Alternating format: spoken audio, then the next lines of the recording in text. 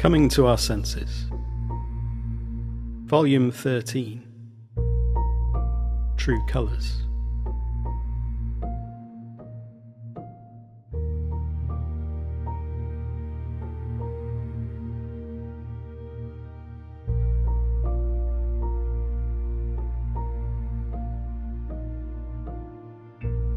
Welcome home, friend. What do those words mean to you? True colours. Cyndi Lauper's 1986 song conjures a reflection in the mirror, a dividing wall between inside and outside. The courage to express yourself, despite external pressure to hide, tone down, and even change who you are within. There are parts of us we know we are holding back, and there are parts of us we haven't yet encountered.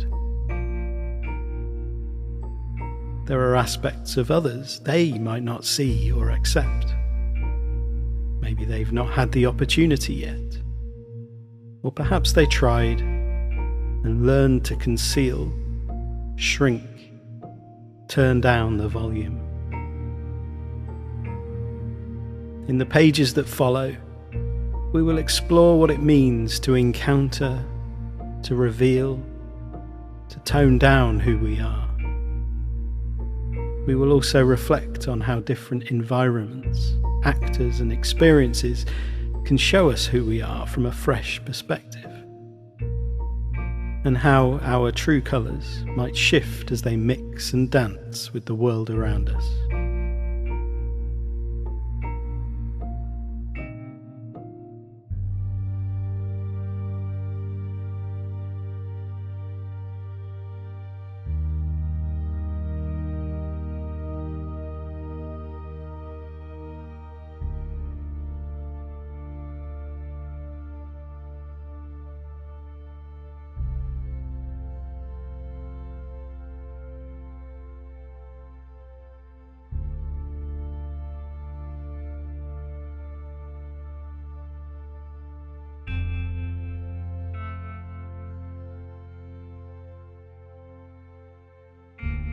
Some say that viewing auroras through a camera is cheating. The lens reveals more than the human eye can see. But these frequencies aren't fabricated. They are revealed.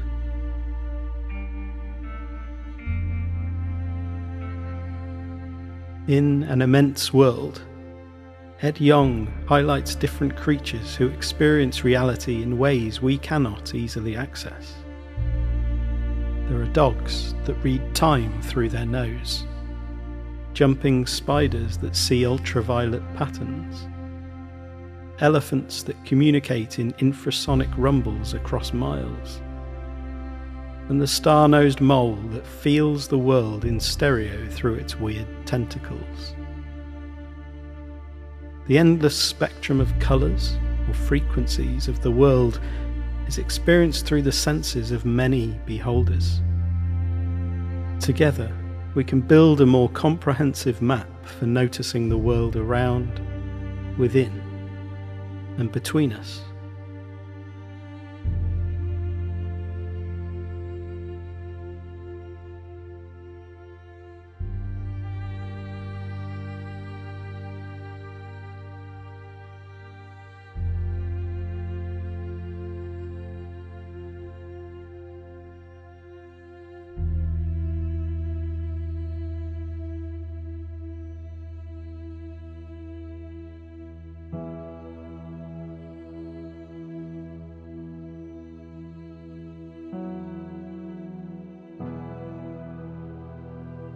Today, I'm choosing this descent into darkness.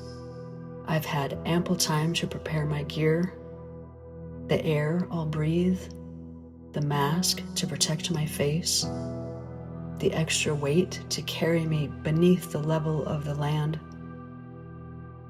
Sinking down slowly, the light begins to change, Color gets stripped away minute by minute until all that remains when I reach the bottom is gray shades of green and blue, and further in the distance, only darkness, a perpetual twilight.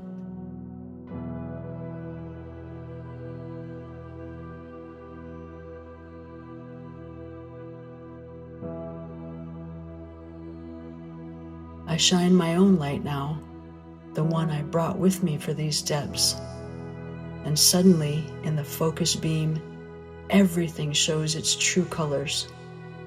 The creamy white of the sand, the rich range of reds and yellows in the sponges and corals, the technicolor flashes of fish. I've heard it said many different ways that you only get to see the true colors of a person when they are in distress in their life. I used to agree, but now I wonder what the world could look like if, instead of measuring a person who is out of their depths, we could take a deep breath and extend our own light to them instead. Maybe they had less time to prepare for the pressure and the danger, no forewarning of how it would feel, no resources packed up just in case. Maybe our light could help them see not the grayed over film of being too deep, but the path upwards, back to the world filled with color.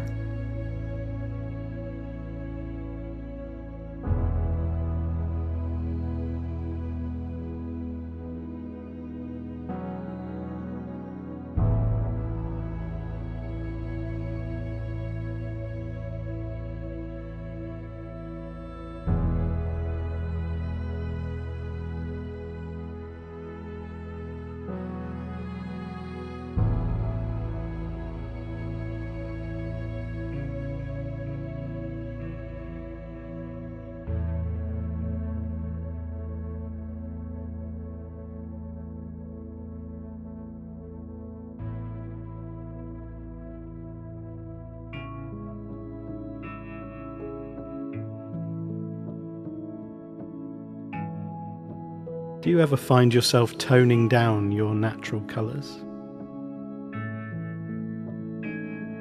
Is it the environment? Is it the people? Is it the story you're telling yourself?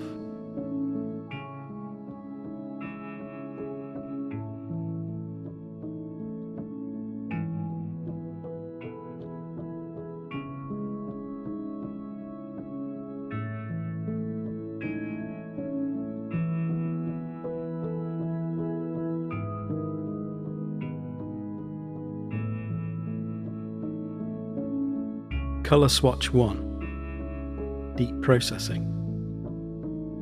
Maybe you have learned to see your need for time and space to process deeply as a flaw.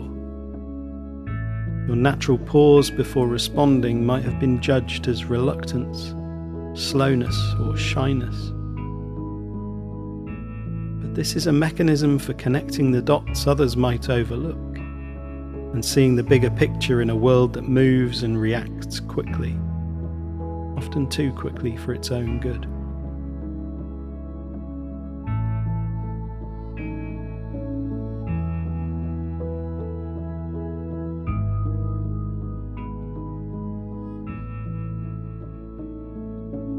Colour Swatch 2. Golden Intuition.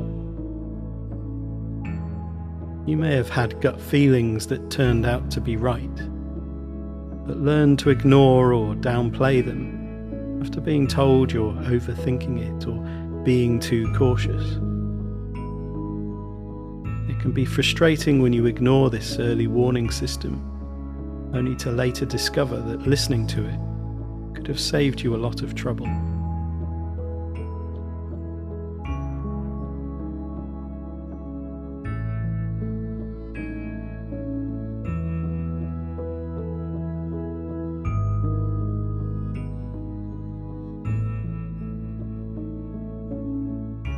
Colour swatch 3.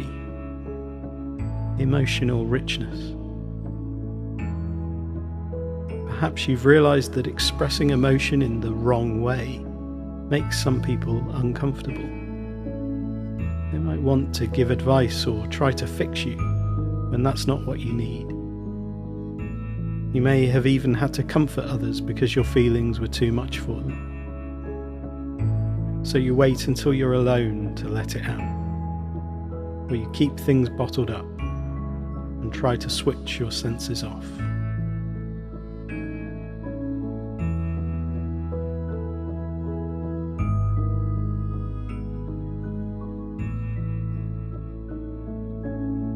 Colour swatch 4. Creative instinct. You might be drawn to create, explore, and follow your curiosity, even when you're unsure of where you are going.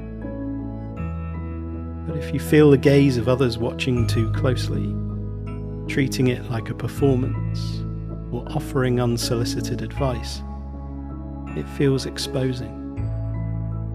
So you keep your creative spirit private, hidden in secret solitude or lost in abandoned projects.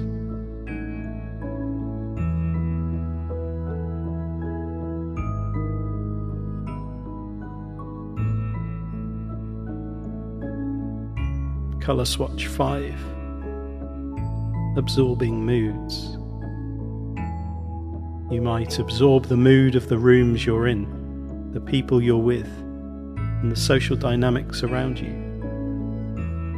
This can take a heavy toll, leaving you out of step with your own voice, especially if you have become the default mediator and counsellor and take responsibility for the well-being of everything and everyone.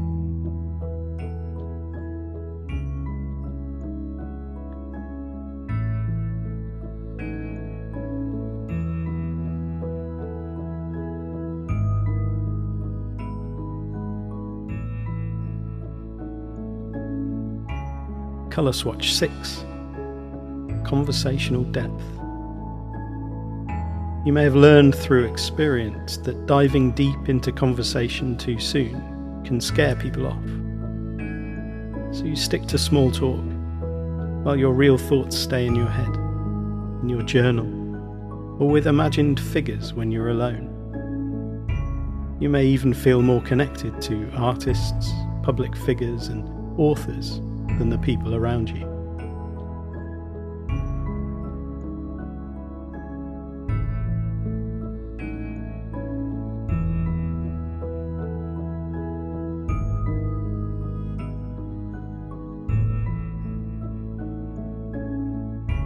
Colour swatch 7. Mundane excitement. You may notice beauty in small details. How light hits a leaf, the different sounds snow makes underfoot, a cloud that resembles your first bike, or a poetic moment in an ordinary day. But you've learned that your excitement can appear naive or weird, so you keep it hidden from others, sometimes even from yourself.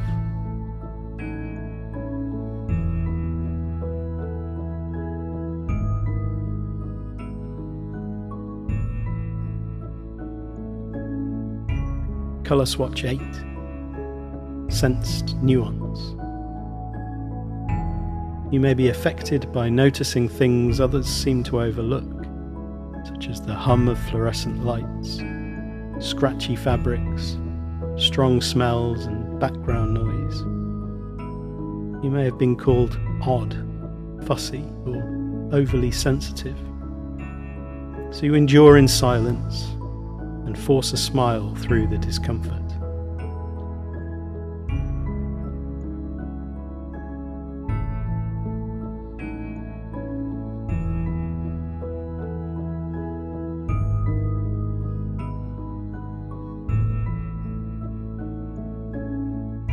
Colour swatch 9. Honest overload.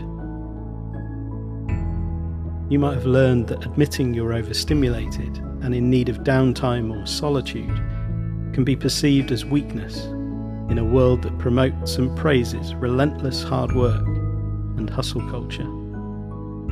So you mask it, ploughing on when you're burning out, smiling so that people don't see you're fading inside, and saying you're fine when you're anything but.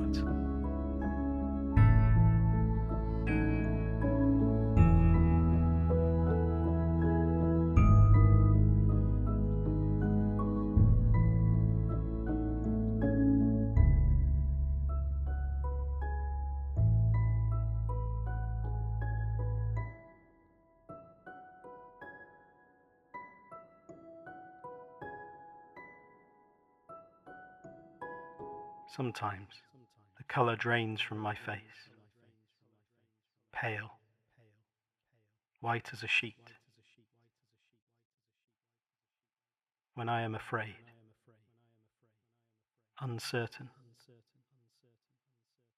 worried. When I am sick, it can sneak up. It can happen suddenly, but the colour always returns.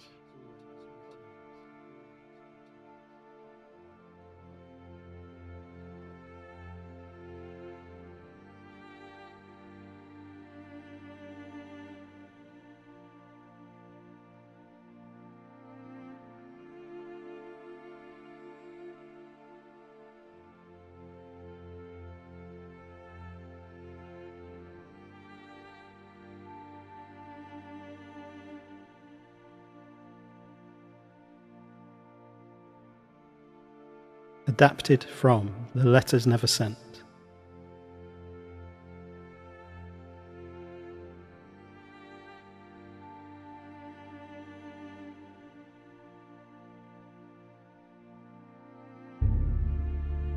As a chameleon, I've survived by adapting, reflecting, blending, hiding my emotions, reactions, feelings.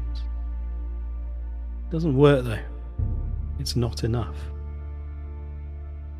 The painted facade still feels awkward, unqualified for love, from others, from me. And now time is bending that reflection beyond recognition. Who is that looking back? Even the beige has greyed. So I stay out of the frame. But I can feel a deeper core, a source, a truth in who I am.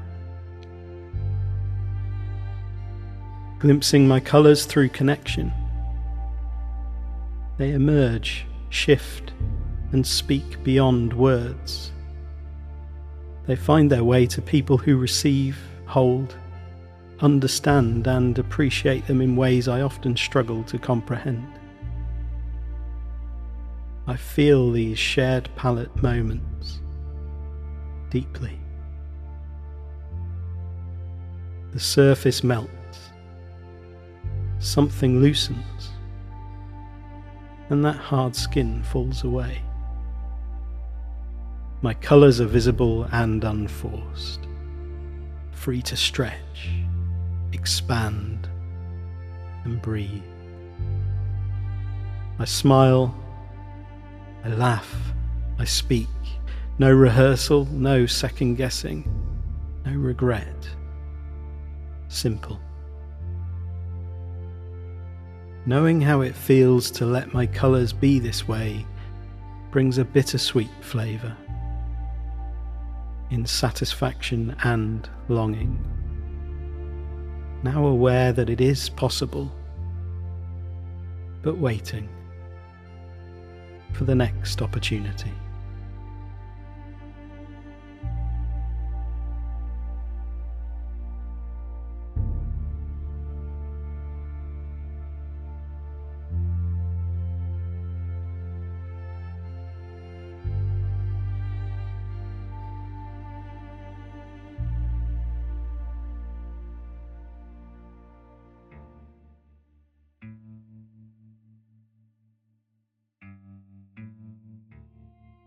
I wish I knew.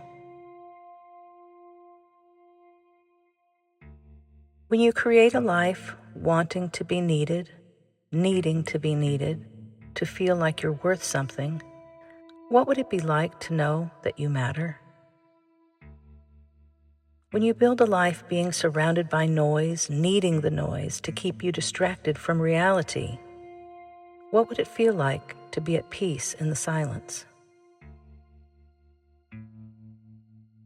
When you feel the intense pull of demands to not only meet them, but exceed them, what would it feel like to say no without guilt? When you spend a life silencing your voice, not being who you are for fear that you're not enough or that you're too much, what would it feel like to be seen? When trusting people has come at too high a price, so you keep them at a distance and face the world alone, what would it be like to be able to let your guard down? When you have always had to be the strong one, even though you never wanted or asked for that role, what would it be like to show that you're wounded? When you have spent a life doing the right thing, only to find out that it was someone else's right thing, what would it be like to be free to determine your way? When caring so much for everyone and everything has emptied your soul of anything left to care for yourself, what would it be like to feel worthy of your own care? When you've given all the love you had in your heart only to be left with unbearable pain, what would it be like to be able to love without fear? I wish I knew. There are so many things I would like to know. My greatest fear is that I'll never know. Never know what it's like to let go of the need to be needed, to embrace the silence, to release myself from judgment, to finally be seen, to trust without fear, to be human, to find my own way, to know that I matter, to feel that I am loved. I keep searching, but the answers continue to elude me. Maybe these are things I should not want to know. Maybe these are things that can't be known. Today, I will take a rest from my quest to know, because the not knowing is too much to bear right now. So I will put these questions in a neat little box and place them high on a shelf and accept that, at least for now, it's not my time to know. Someday, when I'm stronger, I will bring the box down, open it again, and continue my search. Because really, what good is a life without knowing? But not today. Today, just writing these words is enough. Now I will rest.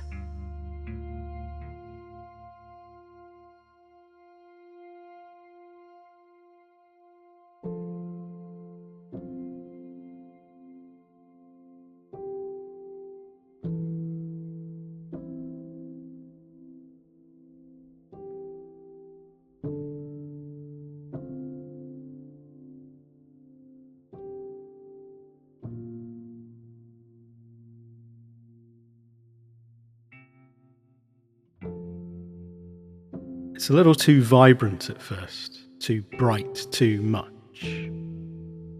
The training shoes, piano casing, brick wall. Conspicuous, drawing unwanted attention. A reminder that it doesn't yet belong to me, nor me to it. Until the colour fades and we wear each other, together, over time. character identified in blemishes, creases, and a sun-kissed fade, uniquely perfect in the wear and tear.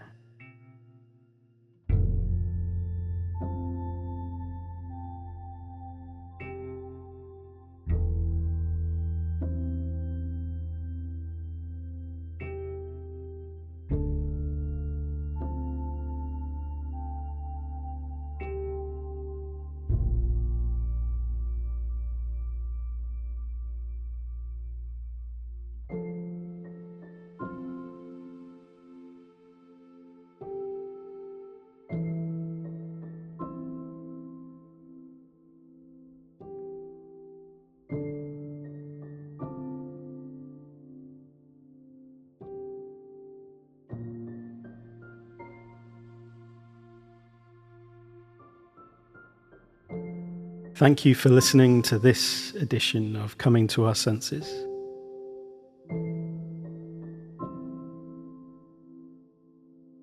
This issue has featured contributions from Kelley, Kerry, Tula and Zoe, as well as me, Andy.